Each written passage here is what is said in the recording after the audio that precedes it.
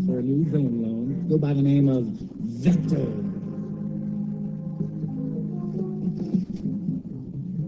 It's a mathematical term, quantity represented by an arrow with both direction and magnitude.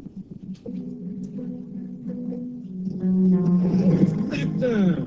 That's me, because I'm committing crimes with both direction and magnitude. Oh no! Okay, so some of you know that very well. That's awesome. That's going to help introduce our next section and topic in Chapter 6, which is vectors. Yay! This is a throwback to us terrible physics.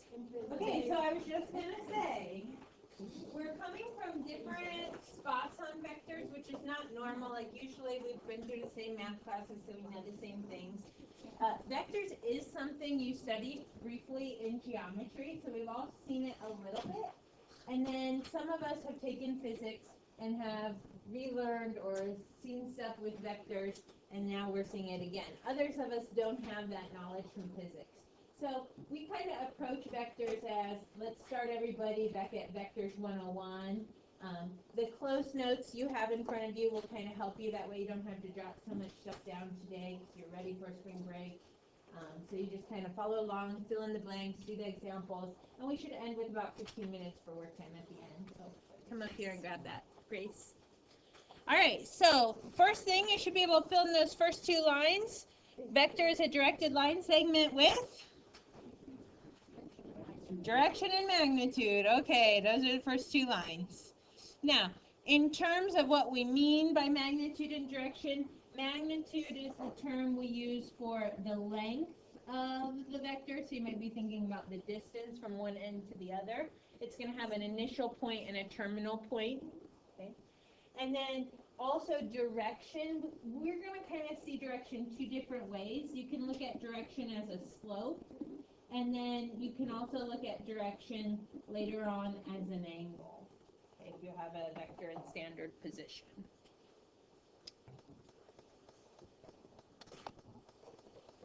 Okay, so vectors are equivalent if they have the same magnitude and the same direction, right? Then they're like equivalent vectors. They're not necessarily the same vector. They could be in different locations, but they're equivalent to each other.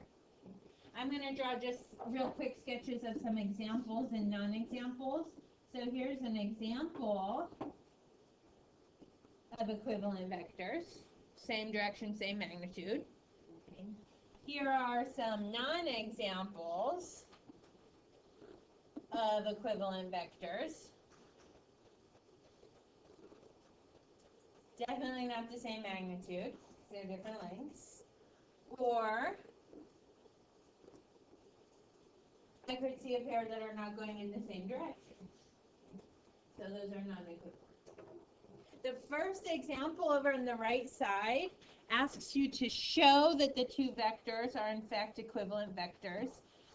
And notice in the directions, it has a bold U and a bold V. The book is going to bold the name of the vector or the label of the vector. So that's one way that we can write vector notation. Okay. And so show that these two are equivalent. Well, what would we need to show in order to have proven that they're equivalent? We would have to show that they have the same distance. Okay. How could you find distance for these two vectors? Could use the distance formula. Excellent. Is there any other method besides just distance formula you could use? Pythagorean theorem. Either one of those is acceptable. Distance formula and Pythagorean theorem really are the same thing, right? So I'm going to go the route of Pythagorean theorem. And I'm going to make some right triangles right here. So this side is length 1, this side is length 3. So if I want to find the magnitude of U, I would be doing the square root of 1 squared plus 3 squared, okay, which is the square root of 10. And then I could do the same for the other. The magnitude of V also has two side lengths, 1 and 3, so I'm going to have the same magnitude. Okay, so I've proven that they have the same length or the same distance. What else would I have to show to prove that they're equivalent? Same direction. So what could I use to show that they have the same direction? The slope. Yeah, like what direction the arrow is, and also at like what rate of change the arrow is moving. So then I would prove direction by doing the slope of v, or sorry, the slope of u and the slope of v. Now, most people said, oh, I would use distance formula for that first one. That would be totally fine, because there's ordered pairs and you could do the distance formula. But I like using the Pythagorean theorem there, because when I draw those right triangles like I did, I just found rise over run, didn't I? The slope of both of those are 1/3. So you could use also here the actual slope formula, y sub 2 minus y sub 1 over x sub 2 minus x sub 1.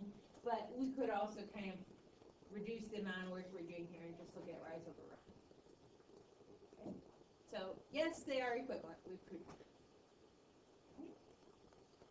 Now, most of the vectors that we work with, we're going to want vectors that are in standard position so we can work with their component form. So vectors in standard position are defined as vectors whose initial point is at the origin.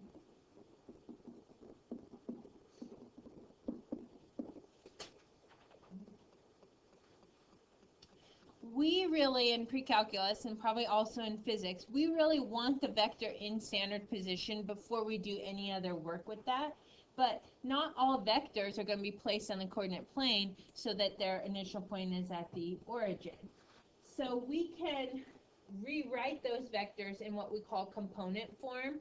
Component form gives us a horizontal and a vertical component, which really represents like the horizontal change in distance and the vertical change in distance. So again, you're kind of seeing that right triangle for that vector. Okay.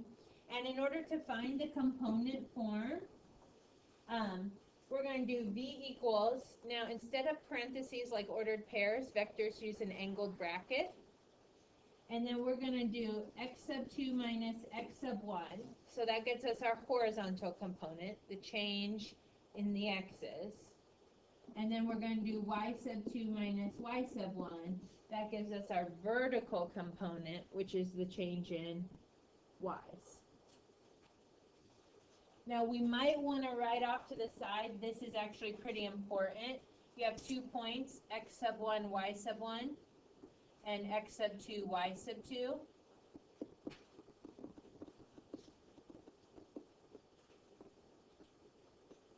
And it does matter what order you subtract them. So in my component form, I have x sub 2 minus x sub 1. That means I have to do terminal minus initial. If you do it in the reverse order, initial minus terminal, you'll be getting the opposite direction that you need. Now I am also going to simplify this component form right here. Remember, x sub 2 minus x sub 1 is just the change in the x's, and that represents our horizontal component. I'm going to call the horizontal component v sub 1. Y sub 2 minus y sub 1 is the change in my y's. That's my vertical component. What's the change vertically? I'm going to call that v sub 2.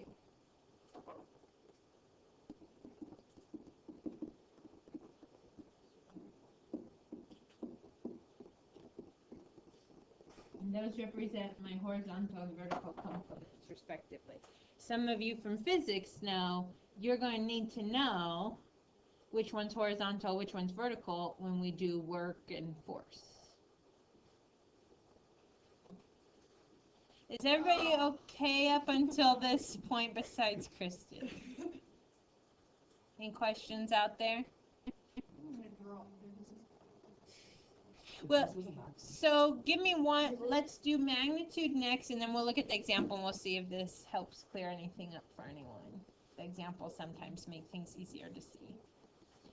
Okay, so magnitude This is following our standard position in our component form. So this is magnitude for vectors in component form. Okay. I'm going to go ahead and draw a picture of a vector in standard position. Remember, that means it starts at the origin. And then let's say this vector v had a horizontal component of v sub 1 and a vertical component of v sub 2. So it's landing at some ordered pair, v sub 1, v sub 2. And think about what we did a lot of in chapter 4. Imagine a right triangle. I know the lengths v sub 1 and v sub 2. Those are my horizontal and vertical components on the vector. How would you solve for the distance? Pythagorean theorem again. Sure. So I do have a notation for magnitude. I'm not sure that you use this notation in physics, so this might be new to a lot of us. It looks like double absolute values. In vector work, it just means magnitude. So now I don't have to write magnitude of v. I can just write the double bars. Okay. So the magnitude of v is equal to, and I would do Pythagorean theorem, v sub 1 plus v sub 2, with both of them squared, and then I'll have to take the square root. This is a 2, it looks pretty bad. Okay, and that represents the magnitude of v, or the distance of the vector over there. So there's a real benefit to us always putting everything in component form, because if it's in component form, remember the other point is 0, 0. So when you do the distance formula, you're really just going to get v sub 1 squared plus v sub 2 squared, and then square root the whole thing. Okay, let's look at the example on the right. Try to make sense of what this component form business is asking. Find the component form and the magnitude of the vector v that has an initial point at negative 2, 3 and a terminal point at negative 7, 9. So right now that vector is not in standard position because it starts at negative 2, 3. We really want to work with vectors that are in standard position, so we're just going to figure out what's the change in x's, what's the change in y's. That gives me the horizontal distance of my vector and the vertical distance of my vector. What direction should I subtract my x's? Should I be doing negative 2 minus negative 7? Negative 7 minus negative 2? Negative 7 minus negative 2. So real important is that you start with the terminal point, right? It's got to be terminal minus initial. So negative 7 minus negative 2, and then 9 minus 3. And that would be negative 5, 6.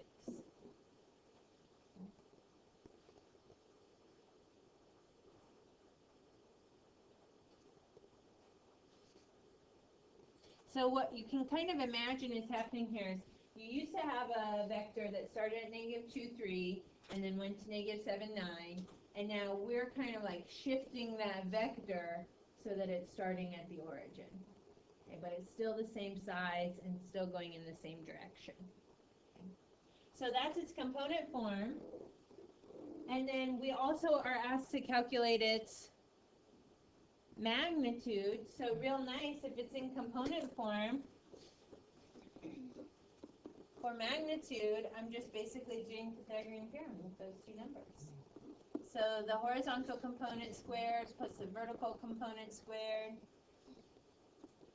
That's going to be the square root of 25 plus 36, which is the square root of 61. For magnitudes, leave those in exact form, so leave them as radicals, but certainly simplify a radical if you could. 61 doesn't have any perfect squares. Now, if you had been looking at the original vector and you calculated the actual distance formula with those 2 points, x sub 1, y sub 1, x sub 2, y sub 2, you'd come up with the same magnitude, but this is just a lot easier once it's in component form. Okay. Any questions now? Okay, we're going to talk about a unit vector next. A unit vector is, think about like a unit circle. What was special about the unit circle? It had a radius of 1. So what's special about a unit vector? It has a length of 1. Okay, magnitude of 1. Excellent. Not all vectors have length 1, so not all vectors are unit vectors. If you want a vector that's a unit vector going in the same direction as another vector, divide that vector by its magnitude.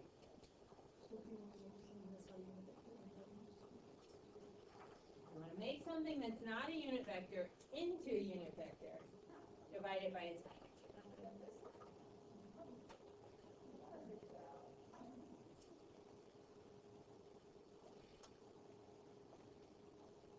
So we have an example of that. It says, find a unit vector in the direction of v equals 7, negative 3. Well, just looking at vector v, I can see that's for certain not a unit vector. If I go right 7 and down 3, I'm definitely moving more than 1, right? Okay. So what I need to find first is what is the magnitude of v? What is the actual distance of v? So that's going to be the square root of 49 plus 3, because I'm squaring the horizontal and the vertical component. Oops, 49 plus 9. I wrote it, but I said it wrong. Okay. Squaring the horizontal and the vertical component. So the magnitude is really the square root of 58. Definitely more than 1, somewhere between 7 and 8. And I want to find the unit vector. So it's a different vector than v. I'm going to call it u for unit. Okay. But I want it to go in the same direction, so have the same slope, but be a length of 1. So I'm going to take the vector v, 7, negative 3, and divide by square root 58. So what that means is I'm dividing my horizontal component and my vertical component by square root 58. That would look like 7 over square root 58 and negative 3 over square root 58. And then, of course, you would tell me to rationalize that. So you're not really doing a whole lot. You're just dividing it by its magnitude. But in cases where the magnitude is a radical, you're going to have some work there that you do. Some of you could probably skip out on some of those steps, because you can look at that and just say, oh, if I divide by square root 58, then I'll multiply by square root 58, and there's my answer.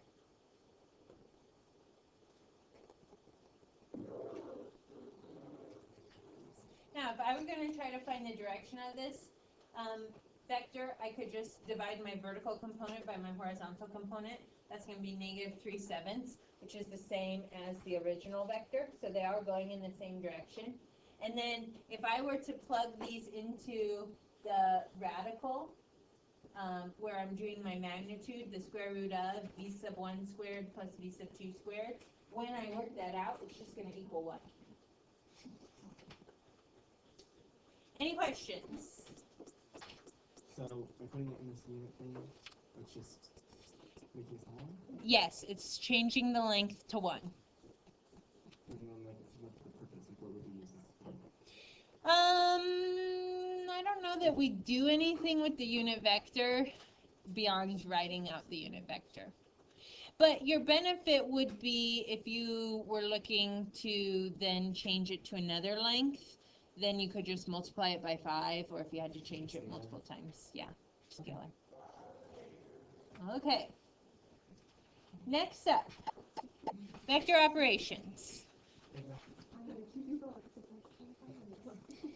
Now, scalar multiplication, we've already done scalar multiplication in another chapter in matrices. We multiplied matrices by a scalar, and we just had to multiply every single entry by that scalar.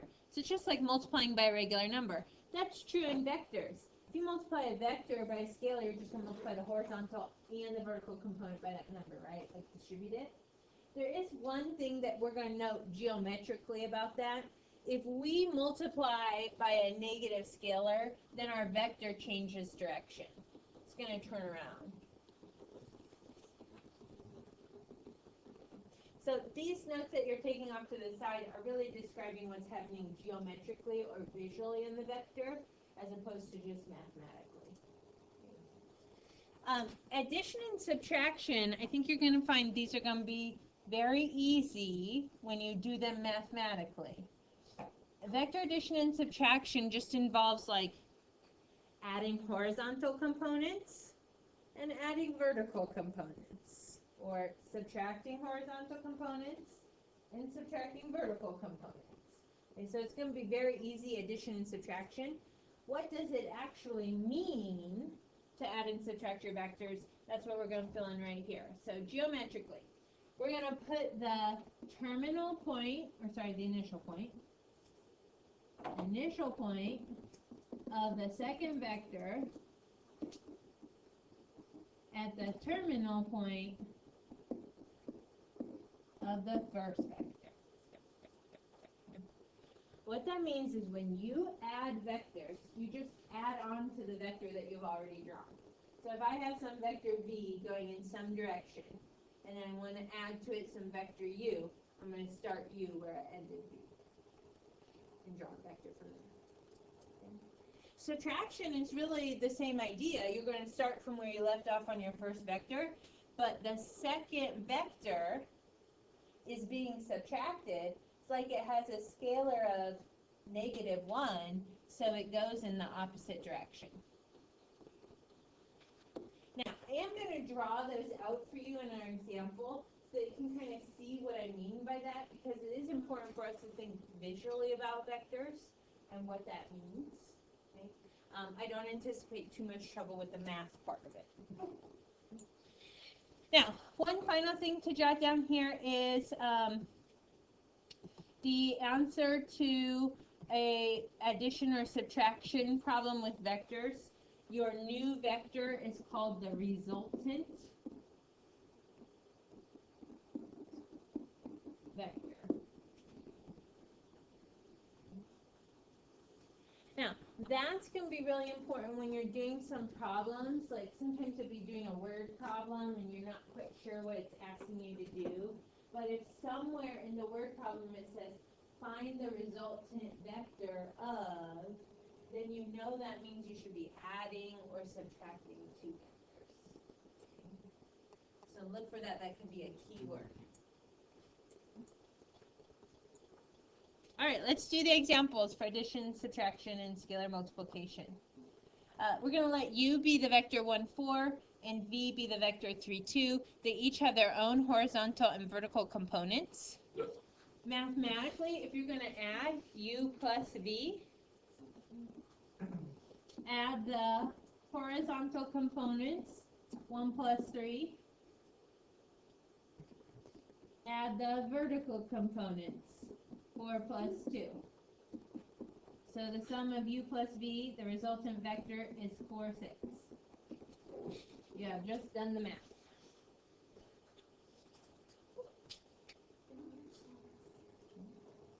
Now, I'm going to show you off to the side visually what that means.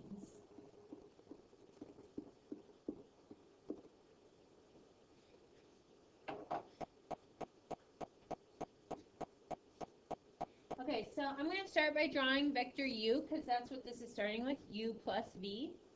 And so vector u is 1, 4, so that means I have a horizontal component of 1, I'm going right 1, and then a vertical component of 4, so I'm going up 4. So here's vector u. And then if I'm adding vectors, I'm going to continue on from this terminal point of my first vector, and I'm going to add on v. So that's 3, 2.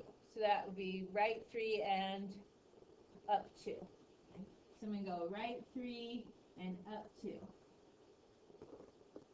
Okay, and there's v. And your resultant vector, this 4, 6, is the vector that connects that terminal point back to the origin. Okay, so this is u plus v. This is your resultant. And if you think about that, it's 1, 2, 3, 4 to the right. 1, 2, 3, 4, 5, 6, 7. So it is the vector 4, 6. The book, if you read in the book, they talk about like the parallelogram method, there's a tail to end method. I think those descriptions are more complex than just kind of like looking at it here. Okay, but essentially that's what they're talking about. Can you do the subtraction and the scalar, just the math parts for me? So can you subtract u minus v, and can you do 2u minus 3v? And then I'll put up my answers and we'll see if we agree. I will show you the geometric version of subtraction.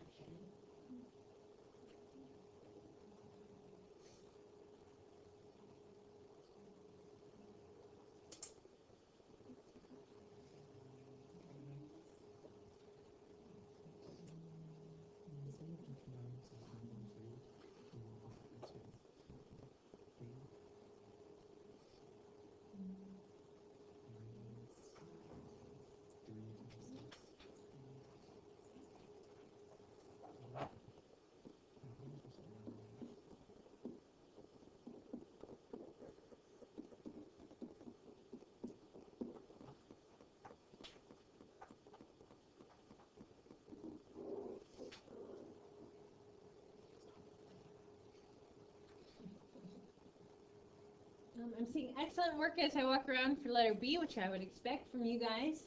So the resultant vector for u minus v is negative 2, 2.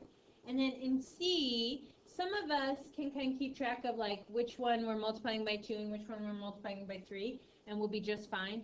Others of us might benefit, and you just kind of decide where you're at, if you write out like 2u and 3v first. So 2u would really be 2, 8. And 3v, if I multiplied 3 by both parts of v, I would get 9, 6.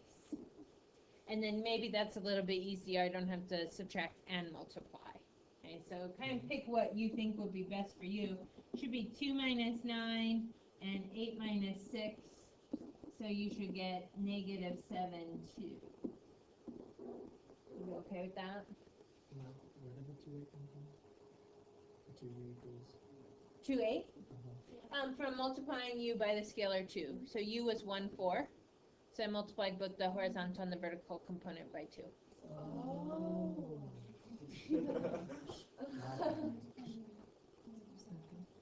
So that's an example of subtraction, but also scalar multiplication. You have to multiply the component. Some people might be able to be like, okay, 2 times the horizontal component of u is 2, minus 3 times the horizontal component of v, that's 9. And they could do that in their head. 2 minus 9 is negative 7.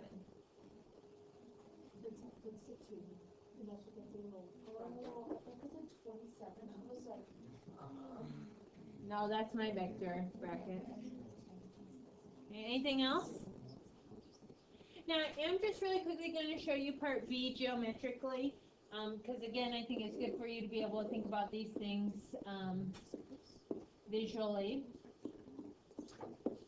Okay, so I'm going to start with vector u, which was again 1, 4. And then remember, vector v is going to build right off of that terminal point. But because you're subtracting v, it's like v has a negative 1 scalar in front of it.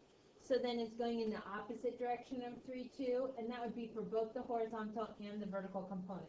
So instead of going right and up, we're going to go left and down. So if I were to go left 3 and then down 2, there's my negative v.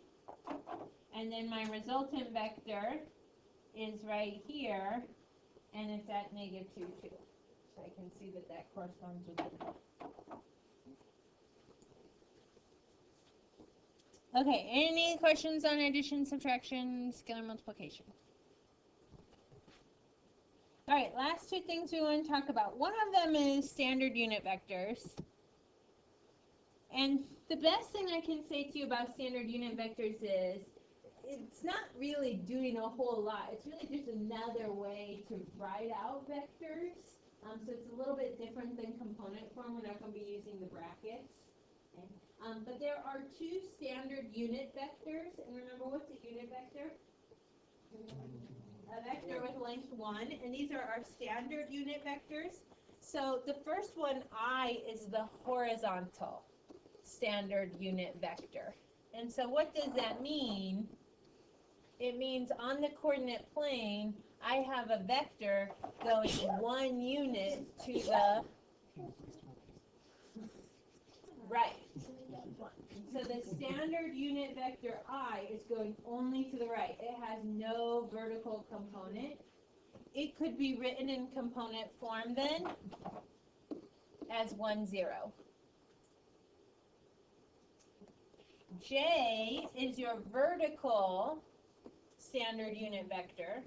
So it's talking about a vector that is simply going 1 unit up, and in component form, it has 0 for horizontal, 1 for vertical. So there are other unit vectors that have other slopes or angles, but the standard unit vectors I and J are right 1, up 1. Now, we're going to use standard unit vectors to rewrite a vector as a linear combination of the vectors I and J.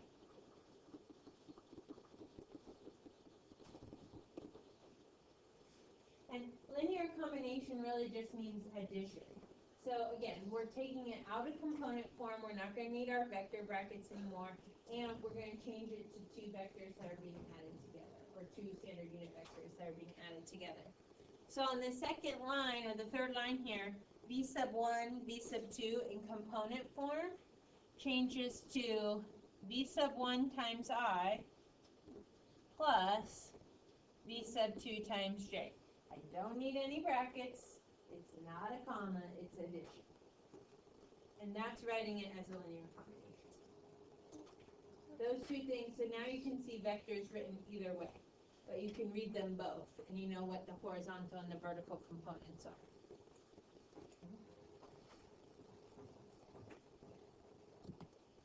So we have an example here. Let U be a vector with initial point 5, 2 and terminal point -3, -1. Write U as a linear combination of vectors I and J. So what are we going to start with? Probably want our vector in the common form, component form, standard position, right? So that its starting point is at 0, 0. So I'm going to say component form for U. What direction should I subtract my x's here?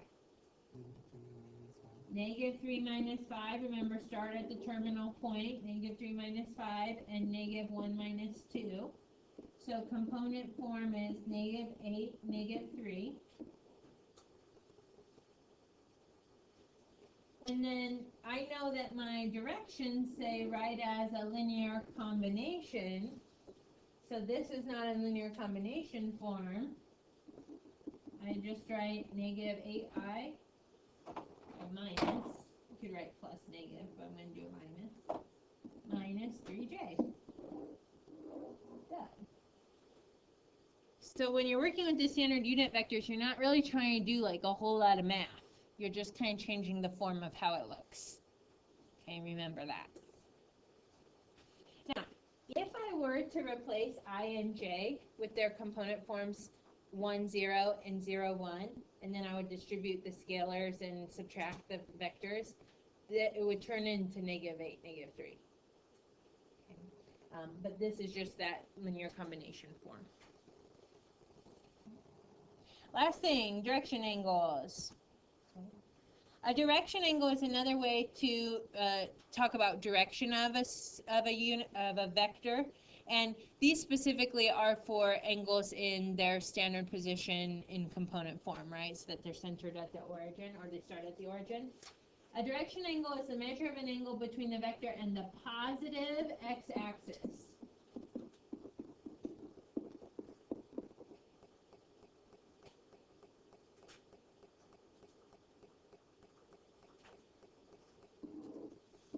help us decide how to find direction angles, of course, I'm going to take this back to some trigonometry.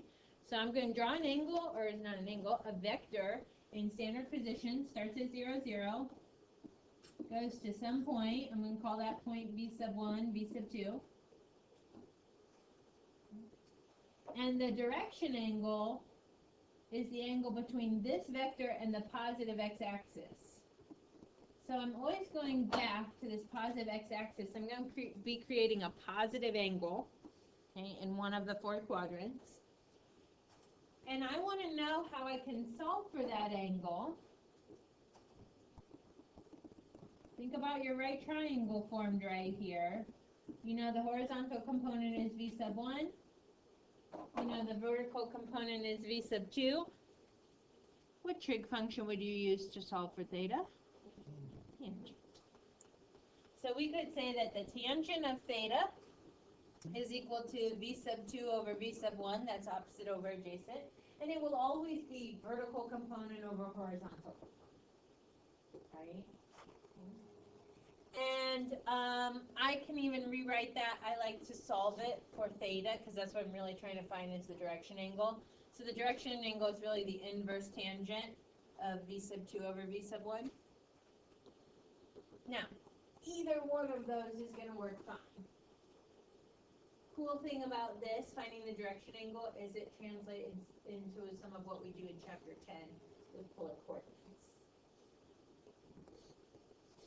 We'll see this again someday.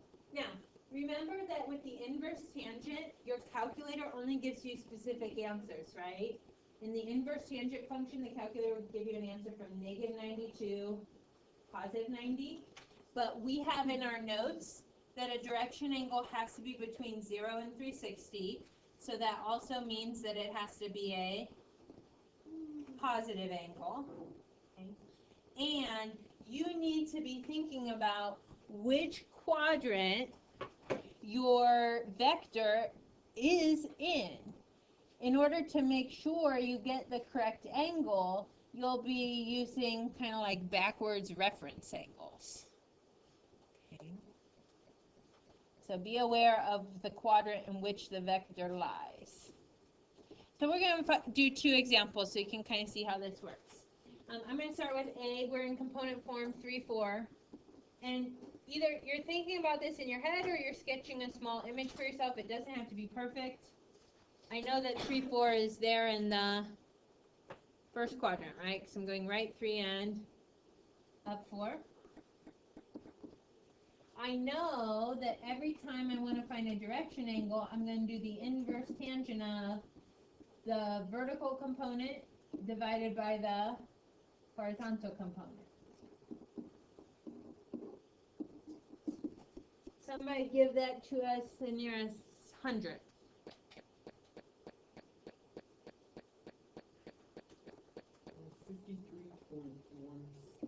53.1 degrees.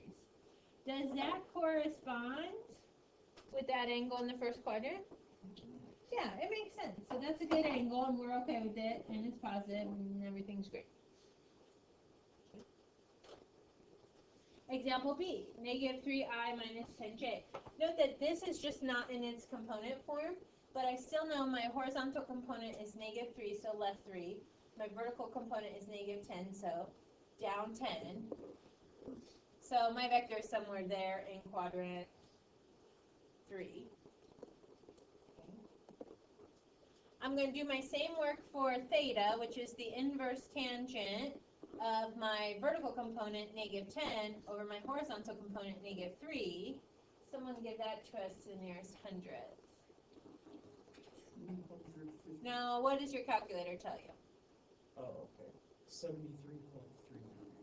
73.3 degrees. 73.30 degrees. Okay. Does that angle correspond to the direction angle in quadrant 3? No. So what the calculator is giving you there is really like this reference angle, 73.30. And we really want, for our angle, the whole angle back to the positive x-axis. So what do we have to add to our angle? 180. there's a whole 180 that hasn't been accounted. So add 180, and that's where Mason was getting 253.30. Does that match an angle in the third quadrant? Sure. Now, if your vector is in the second or the fourth quadrant, your calculator is going to give you a negative angle out, and that means that like you should be subtracting from 180 or subtracting from 360 to get your resolution. Any questions? All right, you've got about 10 minutes, so you can get out your homework assignment for vectors. You can see that the work does not require too much. And I'm also going to pass back your quiz corrections.